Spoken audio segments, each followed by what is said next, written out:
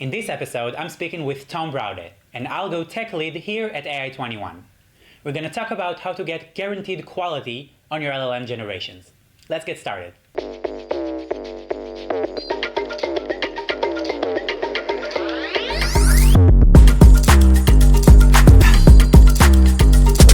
How are you? I'm good. Okay, so maybe tell us a bit about yourself, because I know you, but these people are not. I'm Tom. I'm a tech lead at AI21, specifically in the planning team. Yep. So planning team. Yes. Sounds like a buzzword. Yes. What does this mean?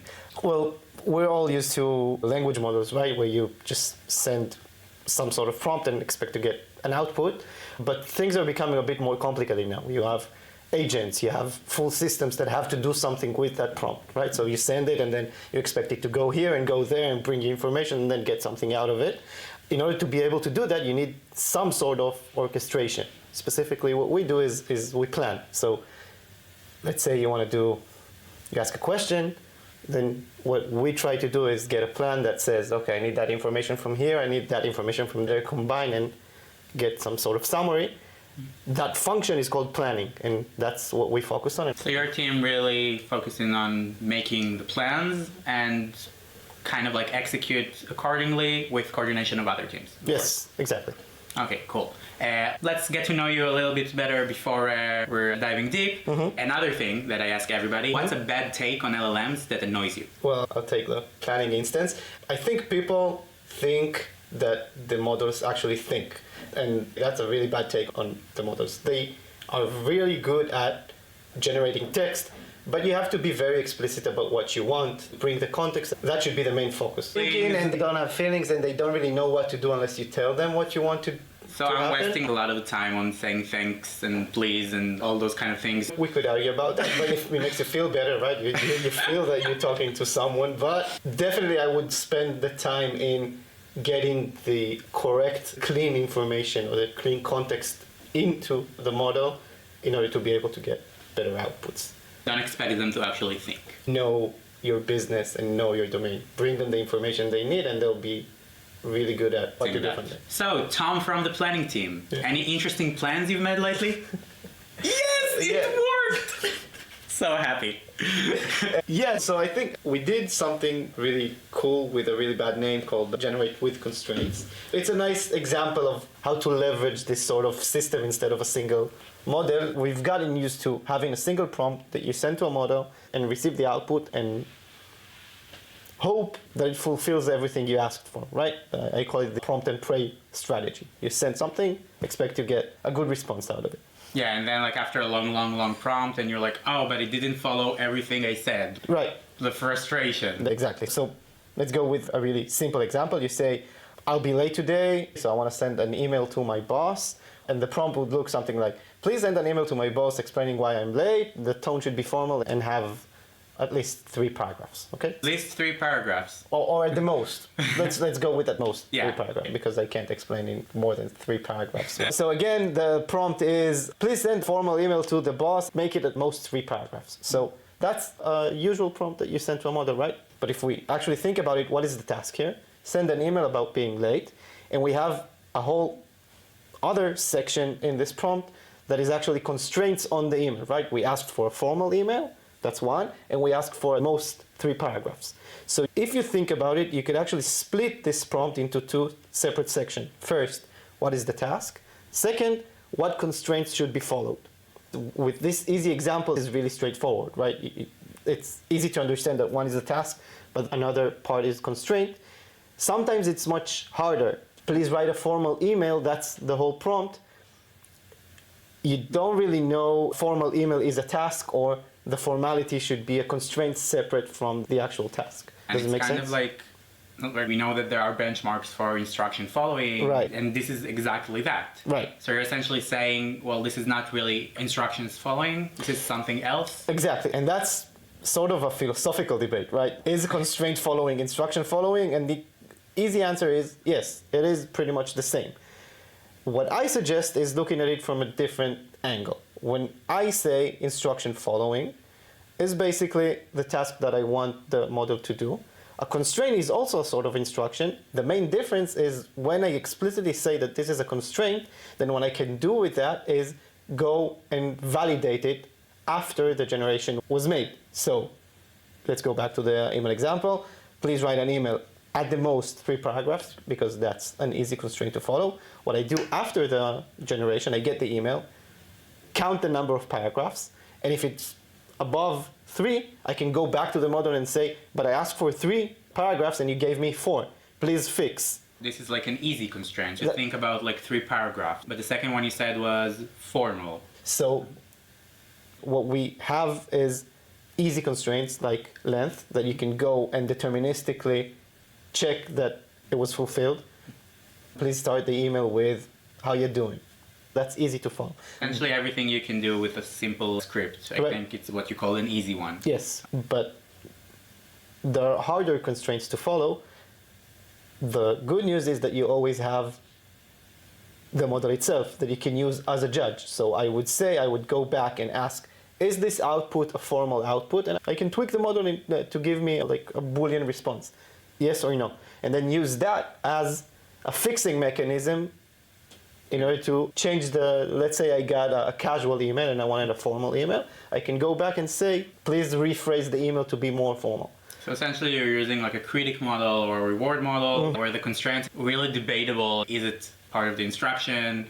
Is it an actual constraint? So this is where we're going to the softer places of evaluation. The main reason for having this distinction is if you can do it as a user, if you can say, this is the task and these are the constraints that I want to follow, I can give them a separate inputs to my generation. Then for the task, I do what I usually do, go to the model and get an output. For the constraints, I go one by one and make sure that actually being fulfilled.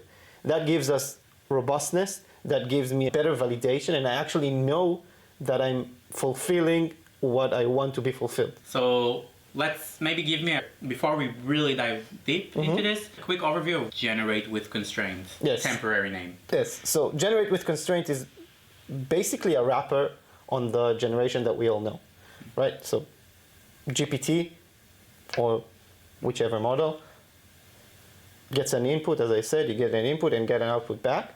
We wrap that with a mechanism that goes and checks each of the constraints that was provided and sees if it's been fulfilled or not. And then we can get a score of what's the percentage of constraints that has been fulfilled or not. We can prioritize the constraints. We can say, this is really important, make sure that this passes, and if it doesn't, don't output that. And when you combine that with a fixing mechanism, you get an enhanced generation. And as an LLM provider, I can provide better guarantees to the actual user or to my customer, right? I can make sure that something happens, whereas in the prompt and praise strategy, I'm not able to provide any sort of guarantees. I think it's showing a lot of maturity of the market. You probably remember that 2.5 years ago, customers, you talked with them and like, yeah, you have to use several calls, and they were horrified. Like, no, this is a powerful model, right? It should do it with a single call. Now everybody's talking about breaking it down to multiple calls, chaining, all those kind of things. We're in the post-hype era. We've matured. We saw this amazing technology and at the beginning expected it to do everything, and now we understand there are some limitations. Now we're starting to think how we overcome these limitations. I think generate with constraints is a pretty simple idea, and it gives us this sort of mitigation to limitations of constraint fulfillment. So let's just make sure that we finish talking about the black box model. So in the input we have a prompt and constraints. Yes. And the output is a completion, but you mentioned the guarantees. So what does it mean? Like, what is the output? You get the output, just the response, but you also get an indication for each of the constraints if it passed or not the validation. What if you can't just pass all the validation? What will it do? Depends what you choose to do. In our case, you keep trying until you reach some sort of cutoff, but you keep trying to pass all the validations. If you got to the point where you say there's no way of meeting all these expectations, then the model will not just give you a response. It would say, sorry, I can't do that. Let's start to open this black box. You mentioned cutoff or something like that. Walk me through it. I think it's easiest to think about it in terms of budget, right? The user hopes that if he spends more, he'll get better outputs, right?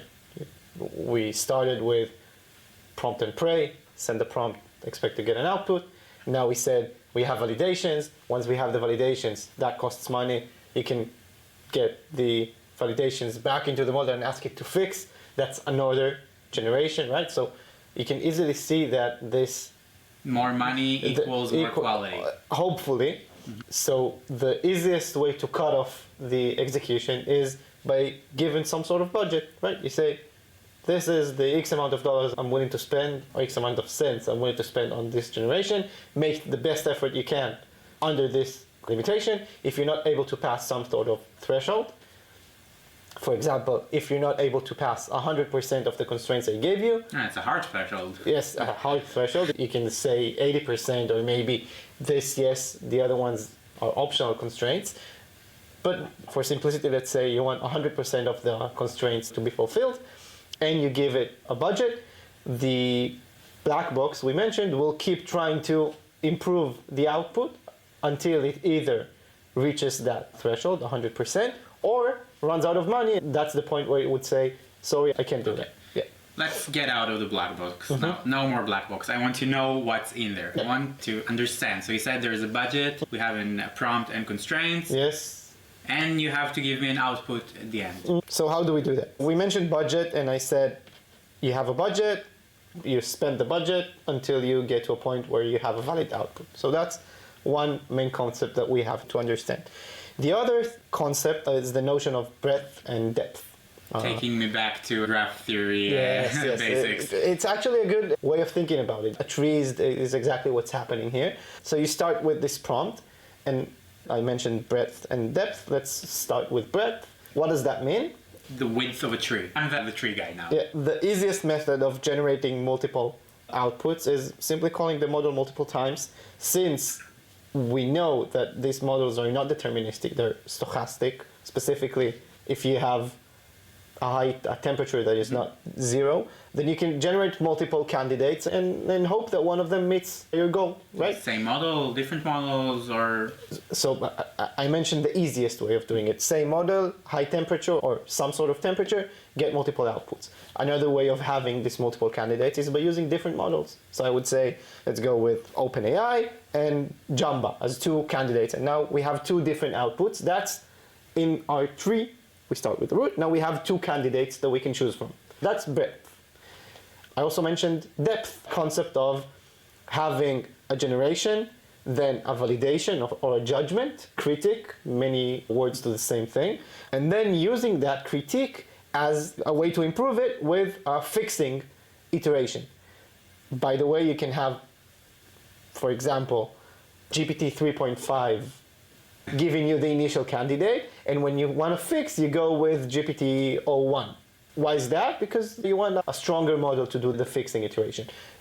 With Jamba, start with mini, go to large, right? So that's the notion of depth. Why is that depth? Because you start with a candidate and you iterate through it into our tree. That I'm working on the same candidate and trying to improve it with deeper and deeper iterations. So like breadth are different candidates, and in depth I'm improving the same one. Right. So just a note to everybody here, talking about like the best of n method, judge, critique. We have an episode with Noam Gat in the description if you want to learn more about those methods. But now let's continue talking about the generate with constraints tree that we have here. Let's try to put a visual on that. Let's take an example and build the tree. I think we have all the building blocks to now say what's the main algorithm that works behind here is anytime. That's what it's called. The main concept here is that you have a framework, some sort of black box, that always has some output.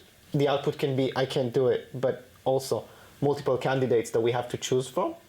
And as long as you spend more money, you're guaranteed to get better and better results, okay? So now let's follow the example, visualizing the example. So we said we have an email should be formal, have at least 3 paragraphs. So we go ahead and generate with 2 different models. We now have 2 candidates, right? So and I still have money to spend. Our breadth is 2 here. Yes, and we start with infinite budget. I have very high budget. So that's depth 1 because we did this a single time, and breadth 2 with 2 different candidates. Now, what is this anytime algorithm? We have 2 candidates, and now we have to choose The next one was casual tone and 4 paragraphs long. The other one was formal but 4 paragraphs long. So both of them actually failed. What would be the score, like the intuitive score of the first one? The first one will be 0. Right, because none of the constraints were followed. We just wrote an email. Let's say it's an email. And the second candidate, the score would be? It will be a half, right? Half. It is formal, but not the length that was required. So we have 2 scores. We have 2 candidates. None of them meets the 100% threshold. Now we have to decide what should we do. So we have 3 options. 1, try to fix candidate 1. 2, try to fix candidate 2. 3, none of the above and generate a completely new candidate. What are the options that are there while we still have a budget? We started with infinite budget, so we have money to spend. We keep trying to do this until we get a valid candidate. When I say anytime, that's the mechanism that is responsible for choosing the best next step. In this case, it would say, I have 50% here. I believe that's known as prior in formal language. I believe that I can fix that. That would cost me 2 cents. And so there's a better promise here. Instead of starting from 0 or going with that didn't pass any of the constraints, I go with one that passed 1 out of 2. And the framework responsible for selecting what's the best next step is this anytime algorithm. I know anytime algorithms is like from theory of computer science. It's not an algorithm, it's like a family of algorithms. Right. Where unlike in regular algorithms where it's just like a series of actions, and in the end we have a result. Here, at every iteration, we have a valid result, just like you said. So you're calling it the anytime algorithm. Yes. It's like an algorithm that is part of the anytime family. Yes. This is how we combine the theoretical computer science, what we actually do here. You're completely correct. We have an implementation of anytime model that is part of the anytime family, specifically MCTS. We won't go into details. You'll probably have an episode about that in the future. But I think what's important here is to understand that the mechanism behind it is from the anytime family. And maybe, I think it would be nice if we could actually simulate this anytime algorithm. So we started with 2 candidates. We have the 0 and the 50%. We said we have infinite budget. But what happens after generating 2 candidates? So I think this is clear, right? Like in this very simplistic approach, we will return the... Oh, it's not clear because there is the secret input we're not speaking about, which you have to also specify about how important is the quality threshold for you. Right. That's another input that I expect from the user. A user could say, I don't want an output that doesn't pass the threshold. In that case, if we're out of budget, we have 2 candidates, none of them pass the threshold, then we expect the model to return, with the budget you gave me, there's no way I can pass that threshold.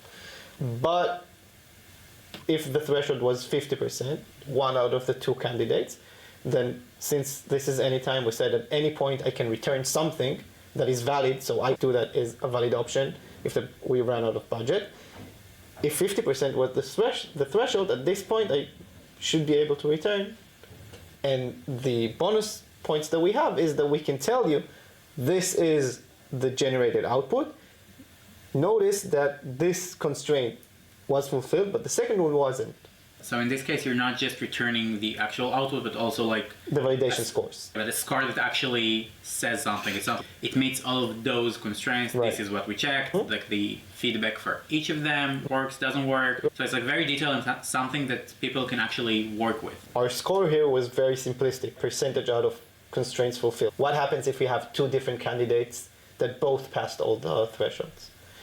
Now you go into the qualitative assessment and reward modeling, things you discussed in other episodes. One of the better methods of selecting candidates when you have multiple candidates that pass the threshold. Now you want to ask qualitatively which one is better. I think it's really interesting because the concept of ties here are really, even if both of the candidates meet all the constraints, there's still like, it's not like a regular algorithm where, well, either of those is okay, just choose arbitrarily. As there's meaning here, so even if both of your outputs meet the constraints, like how do you choose? So you added another layer of reward or something like that?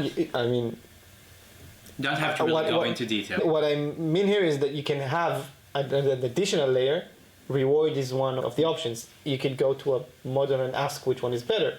You can return a random candidate. There are many methods of choosing, but it's an interesting topic. When you have multiple candidates, how do you select the best one. And the tiebreaker here is like the Clear cut simple- as percentage. Right.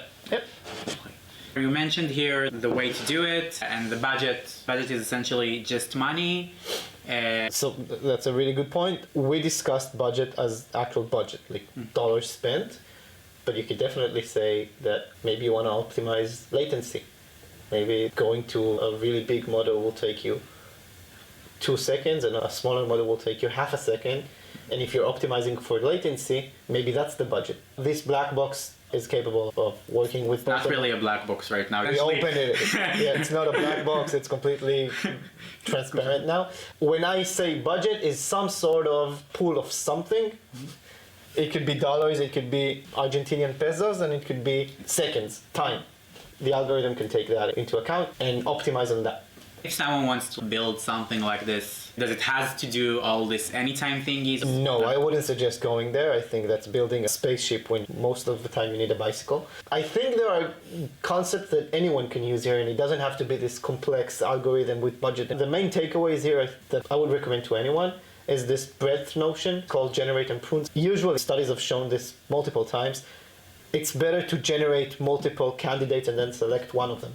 This anyone can do. You can literally click the button 5 times and get 5 different options and then look at which one's better. That's a good practice to have. If you have some sort of mechanism for selecting, then even better, but you can just eyeball it and say, this one is better than that one. Depth is a bit trickier to do, but I think there are very simple implementations that you can do. And since you have this chat interface, then it becomes even easier to do. You generate and then ask it to critique itself and then ask to fix. You can do that in the UI. It's literally like the Obama meme, right? What? Of giving yourself a medal. So you're asking the chat model I know to... the meme, but sounds exactly that. No, I'm a really bad meme guy. We'll have to work on that. Taking this, I think you can really improve your outputs just by introducing breadth and depth into your generic LLM call. Generate multiple times, try to use multiple models. That's breadth, depth. Have some sort of mechanism that critiques itself, reflects on the output, and then tries to fix that. By introducing these two, you get much better outputs without this fancy anytime and budget and all the things we discussed and constraints. We talked about how to implement it ourselves. But let's say that now we have that. Well, let's go back to the fact that it's like a black box. How do I use it like for my benefit? Well, first of all, it's essentially a plug and play replacement for generation.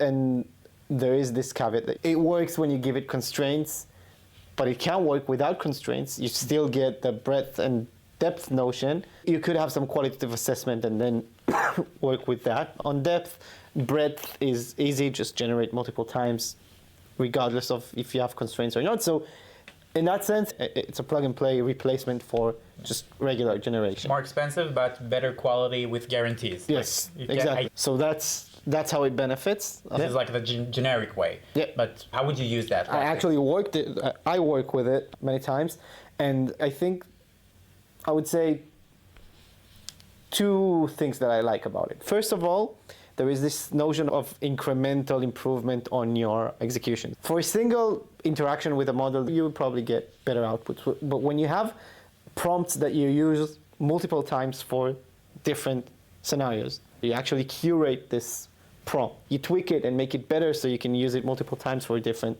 use cases. What this allows me to do is generate with constraints. It allows me to try this prompt out, see the outputs, see that there's this constant validation that doesn't pass, or there's this problem that I see in all my outputs. Now I have an easy method of adding these new constraints. For example, last week I worked on code generation, or something that I had to generate code. And I kept getting parsing errors from the code because the output of the model had a single quote inside a string that was single quote, so it couldn't parse the string. What I ended up doing is just adding a constraint to my generation saying, if you have a single quote in your string, it should be wrapped in double quotes. I added this as a constraint. The validation is pretty easy to do. So I added this constraint and said it was required. Now every output that I had for this prompt met that constraint. So I made sure easily that this constraint was followed. And I can give you many examples like that, because you look at the examples, see, okay, I need to meet this constraint, add it to my framework, and that's it. That's all I have to do to get better outputs. That's at least my experience, and I think many people here would agree with that. The way we like to call it here, dev velocity. So that's one thing I like about it. The other thing is this ability of adding external validators, right? We mentioned reward models that someone else trained. We mentioned this snippet that validates, for example, the single quote. When you have this framework, I can very easily say, this is my validation for this constraint. Think how you would do that with your ChatGPT interaction. So you get an output, and now you have to write some sort of code that does this validation, returns some sort of meaningful string that you then put back into the prompt, call ChatGPT again.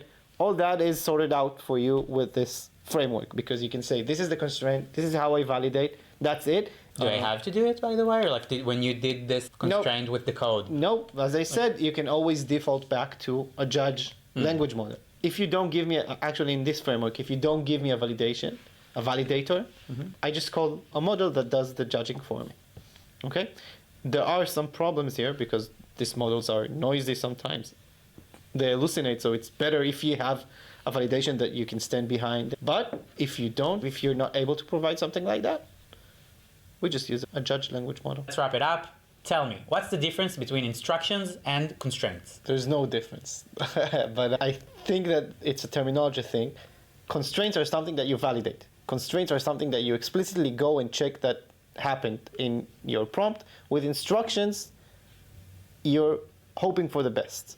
Instructions are the setup, what you want to be accomplished. Constraints is the actual guidelines or limitations of this generation. How to use constraints to my benefit?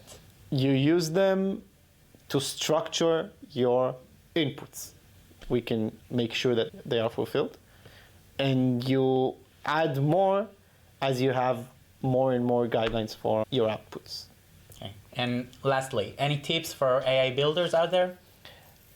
Yeah, I think there's a big movement towards spending more compute in order to get better outputs. But these algorithms explode in costs quite often and very rapidly. So I would say be conscious of this trade-off between quality and cost of your generations. Okay, great. Thank you very much, Tom. It was great having you here today. Thank you. We will put in the descriptions all the things that we mentioned, and see you again next time.